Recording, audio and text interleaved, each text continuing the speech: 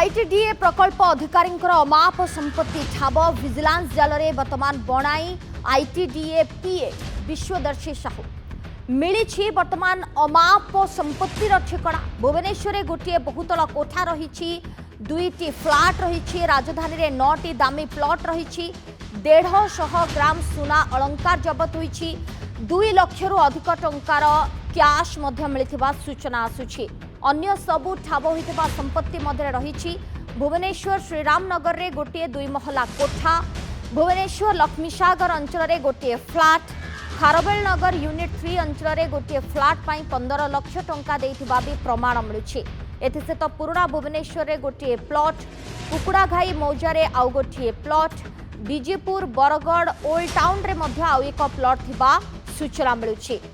सेपरि भुवनेश्वर पाइकरापुर एवं पुरी बाटगां मौजारे प्लॉट मध्य ठाब होईछि आय बहिर्भूत संपत्ति ठूल अभियोग आईटीडीए प्रकल्प अधिकारी सरकारी घर एवं बासभवन रे चली रेड एककालीन 7टी स्थान रे चली विजिलेंस चढ़ऊ भुवनेश्वर 3टी स्थान समेत आप देखिए बालेश्वर जाजपुर बणाईर मध्य 2टी स्थान रे रेड करुछि विजिलेंस एवं विजिलेंस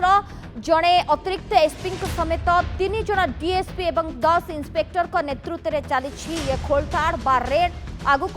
रेड जारी रहा सूचना मिलूँ कारण अमाप संपत्ति ठाब है पुला पुला सुना मिलूँ अनेक स्थान में मालमाल प्लॉट रही तेणुक खोलताड़ एवं भी जारी रही सेपरी आप देखिए सुंदरगढ़ बणाई रे थिबा सरकारी बासभवन आईटीडी ऑफिस रे मध्य रेड करुछि विजिलेंस टीम एते बड़ कोठा फ्लैट सबुकिछि वर्तमान ठाब होईछि से होचि विजिलेंस जाल रे बणाई आईटीडीए पीए विश्वदर्शी साहू अधिक आलोचना करबा फोन लाइन रे जोड़े रिपोर्टर प्रदीप अछंती प्रदीप कौन वर्तमान सूचना वर्तमान सुधा कौन कौन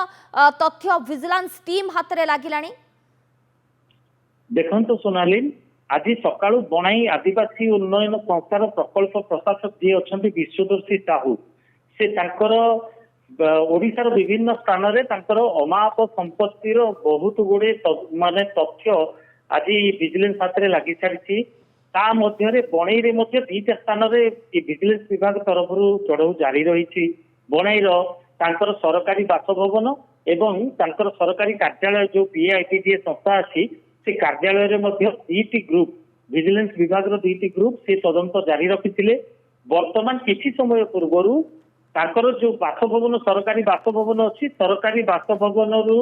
जो ग्रुप तदंत करते से कार्य समापन कर वर्तमान समस्ते उभय ग्रुप वर्तमान आईटीडीए जो पीआईटीडीए कार्यालय अच्छी से समस्ते अच्छा वर्तमान सुधा तदंत जारी रही प्रारंभिक सूचना जहां हमको मिली किसी निश्चित भाव में तथ्य देवा जदियो विजिलेंस विभाग मना कर देछि किंतु जहां हमर प्रारंभिक तथ्य आम हाथ में लगी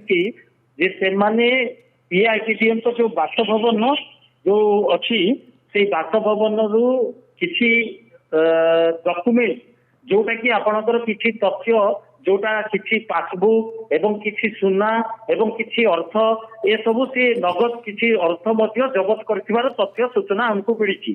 वर्तमान जो वर्तमान आईटीडी ऑफिस रे ये चढ़ो करछि विजिलेंस टीम ना तांको बासभवन रे वर्तमान बासभवन रे जो चढ़ो चली बासभवन रु वर्तमान समापन हेबा परे बासभवन रे तार समाप्त करछि एवं वर्तमान आईटीडी ऑफिस रे तांकर चढ़ो जारी रखिछंती सुनाले आगो को मध्य ये चढ़ो जारी रहिबो निश्चित भाव में वर्तमान जहां प्रारंभिक सूचना हमको मिली वर्तमान ओडिशार विभिन्न स्थान रे जो जाजपुर हो बालेश्वर हो बा भुवनेश्वर हो तांकर अमाप संपत्ति तांकर प्लॉट एवं तांकर किछि पैसा अर्थ आकार रे से किछि पैसा मध्य प्राय पाखापाखि 30 लाख टका नुआ प्लॉट किनबा पे से जो देइछन्ती तार तथ्य वर्तमान विजिलेंस हाथ रे लागि सुंदरगढ़ बणाई रे आउ केउ स्थान रे तांकर प्लॉट बा सेमती किछि संपत्ति ठाब हेलानी की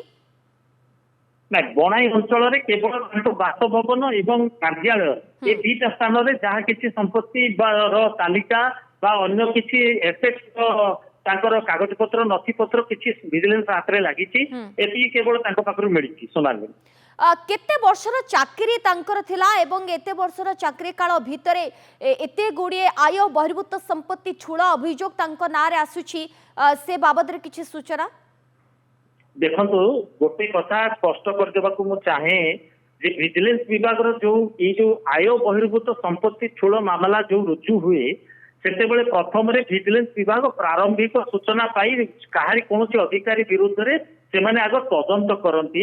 ଯଦି ତଦନ୍ତରେ ସେମାନେ ସାଟିସ୍ଫାଇ ହୁଅନ୍ତି ତାହେଲେ ସେମାନେ ଭିଜିଲାନ୍ସ କୋର୍ଟର ଦ୍ୱାରସ୍ଥ ହୁଅନ୍ତି ଏବଂ ତାଙ୍କଠାରୁ ପରମିଶନ ପାଇସାରିଲା ପରେ ଏ ତଦନ୍ତ ପ୍ରକ୍ରିୟା ଆଗକୁ ଜାରି ରହେ। ବର୍ତ୍ତମାନ ଯେହେତୁ ସୁନ୍ଦରଗଡ଼ରେ ଯୋଉ ଆମର ଭିଜିଲାନ୍ସ କୋର୍ଟ ଅଛି, ଭିଜିଲାନ୍ସ କୋର୍ଟର ଯିଏ ଅଛନ୍ତି ଜଜ୍ ମାନ୍ୟବର